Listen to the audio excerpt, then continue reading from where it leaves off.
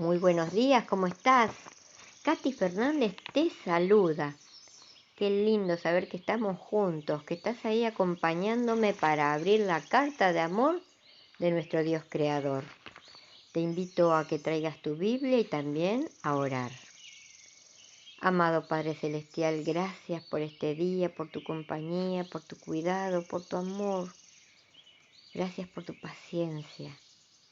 Y gracias también porque podemos abrir tu palabra y encontrarnos contigo y escucharte y aprender. Ahora, Padre, dejamos todo lo que nos quebranta, angustia, todo lo que nos hace daño, lo que nos inquieta, en tus manos de amor, para que lo resuelvas conforme a tu voluntad, porque sabemos que lo que tú decidas siempre va a ser lo mejor para nosotros. En ti confiamos. Ahora, Padre, que el mismo Espíritu que inspiró a los profetas se mueva potente entre nosotros para entender el mensaje que tenés hoy para cada uno de nosotros. Oramos en el nombre de Jesús. Te amamos, Padre. Gracias. Amén. Hoy estamos empezando un nuevo folleto de escuela sabática, un nuevo trimestre. Este folleto lleva por título Esdras y Nehemías. Y la primera lección, la lección 1, lleva por título Encontrarle sentido a la historia Zorobabel y Esdras. El versículo que lo encabeza lo encontramos en Esdras capítulo 1, versículo 2. Y dice, así ha dicho Ciro, rey de Persia, Jehová, el Dios de los cielos, me ha dado todos los reinos de la tierra y me ha mandado que le edifique casa en Jerusalén, que está en Judá. En los escritos de Jeremías, Dios había prometido a su pueblo que volvería a su tierra después de 70 años de exilio en Babilonia. El rey Ciro fue el instrumento de Dios para permitir este retorno, ungido por Dios. Isaías 45:1. Ciro emitió un decreto alrededor del año 538 a.C., por el que liberaba al pueblo de Dios para que regresara a su país y reconstruyera el templo. Fue Dios, no Ciro, quien dijo acerca de Jerusalén, serás edificada y al templo serás fundado. Isaías 44:28. Dios era el garante de que Jerusalén sería reconstruida y tocó el corazón de Ciro a fin de que les concediera permiso para construir el templo. Además, siempre es alentador ver al pueblo de Dios responder positivamente a las iniciativas del Señor. La lección para el día domingo 29 de septiembre lleva por título El primer regreso de los exiliados. Te invito a que me acompañes a leer algunos versículos. Vamos a empezar con Jeremías 25, 11 y 12. ¿Cuándo se produjo el primer regreso de los exiliados? ¿Qué profecía se cumplía en este regreso? Jeremías capítulo 25, versículos 11 y 12. Toda esta tierra será puesta en ruinas y en espanto, y servirán estas naciones al rey de Babilonia 70 años. Y cuando sean cumplidos los 70 años, castigaré al rey de Babilonia y a aquellas naciones por su maldad, ha dicho Jehová, y a la tierra de los caldeos, y la convertiré en desierto para siempre. Ahora sigamos en el libro de Jeremías, pero el capítulo 29 y el versículo 10. Jeremías 29, 10. Porque así dijo Jehová, cuando en Babilonia se cumpla los 70 años, yo os visitaré y despertaré sobre vosotros mi buena palabra para haceros volver a este lugar. Y ahora vayamos al libro de Daniel, capítulo 9, versículos 1 y 2. En el año primero de Darío, hijo de Asuero, de la nación de los Medos, que vino a ser rey sobre el reino de los caldeos. En el año primero de su reinado, yo, Daniel, miré atentamente en los libros el número de los años de que habló Jehová al profeta Jeremías, que habían de cumplirse las desolaciones de Jerusalén en 70 años.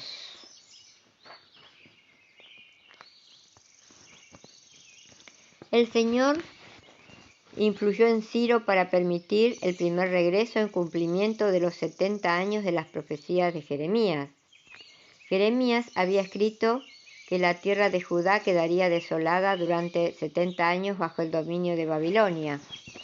Esto ocurrió del 6006 al 6005 a.C. al 537 a 536 a.C. Pero Dios abriría las puertas para el regreso de los cautivos. Mientras Daniel estudiaba los escritos de Jeremías, se dio cuenta de que había llegado el momento de ese regreso prometido. En Daniel 9, el profeta estaba angustiado porque los 70 años estaban llegando a su fin sin cambios visibles, y el nuevo imperio persa había ascendido al poder. Se afligió y acudió a Dios suplicando misericordia y el cumplimiento de sus promesas. En el mismo capítulo de Daniel 9, 24 y 27, Dios le aseguró a Daniel que Él está pendiente de todo y tiene el futuro planificado como un libertador que morirá por el pueblo para expiar sus pecados. Traer justicia y cumplir con el sistema sacrificial. En efecto, Dios estaba diciendo: Daniel, no te preocupes, dado que el verdadero libertador, Jesús, ciertamente vendrá, también enviaré liberación para ti. Poco después, Dios instó al rey Ciro, el rey de Persia, para que le diera la orden de libertar a los cautivos. Dios siempre es fiel a sus promesas.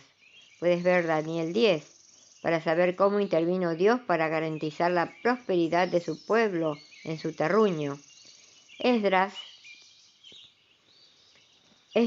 1, exactamente, registra la proclamación del rey Ciro de que la nación de Israel era libre de regresar a Jerusalén y de reconstruir la casa del Señor. La orden se libró en algún momento entre los años 539 y 537 a.C. Ciro no solo los dejó ir, sino también se aseguró de que regresaran con regalos y ofrendas, incluidos los vasos originales del templo, que habían sido robados por Nabucodonosor.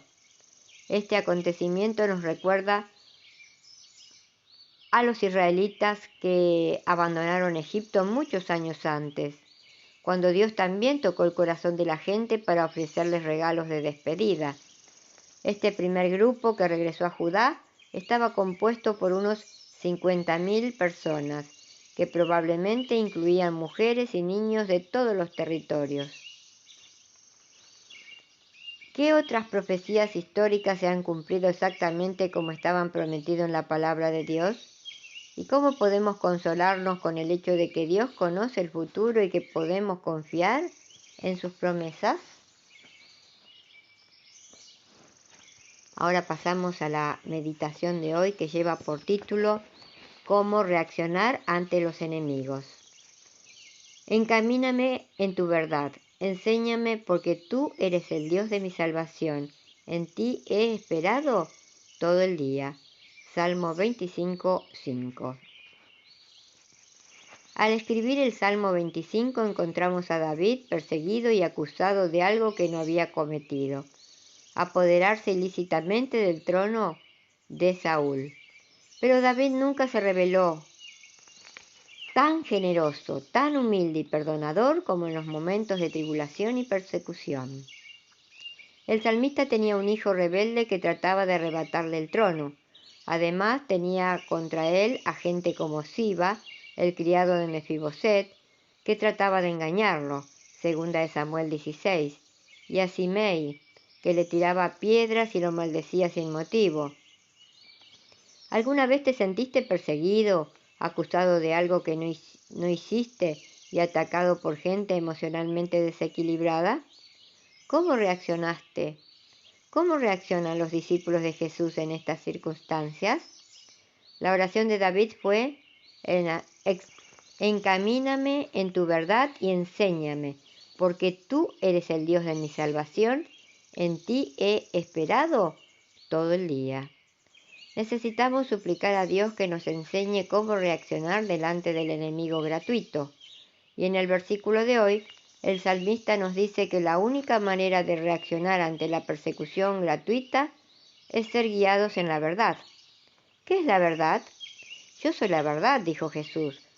Juan 14:6. Entonces, ¿qué significa andar en la verdad? ¿Te das cuenta de que en las Escrituras todo termina en Jesús? No hay manera de salir ileso de los peligros de la persecución y de las ofensas si no vivimos una vida de comunión diaria con Jesús. Entablar con Él, empezar y no terminar nunca una relación íntima y profunda de amor con nuestro Dios vivo.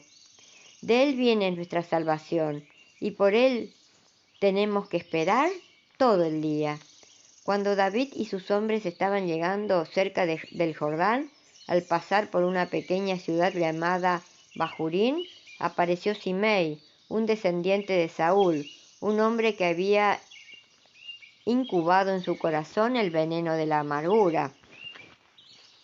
La amargura se transformó en odio y el odio lo llevó a la esquizofrenia. Cuando vio a David, comenzó a apedrearlo y a gritar: «Fuera, fuera, hombre sanguinario y perverso. Jehová te ha dado el pago por toda la sangre de la casa de Saúl, en lugar de la cual tú has reinado». Segunda de Samuel 17, versículos 7 y 8. El rey, que había aprendido con lágrimas a depender diariamente de Dios, miró con amor a ese pobre hombre. El desequilibrio emocional llevaba al pobrecito a pensar que estaba defendiendo a Dios, arrojando improperios sobre David.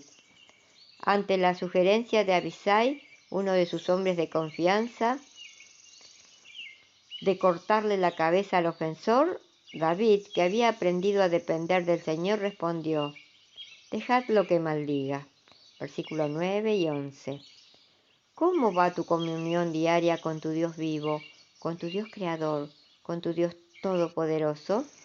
¿Experimentaste en tu vida la paz que el corazón siente cuando lo lastiman los improperios del enemigo?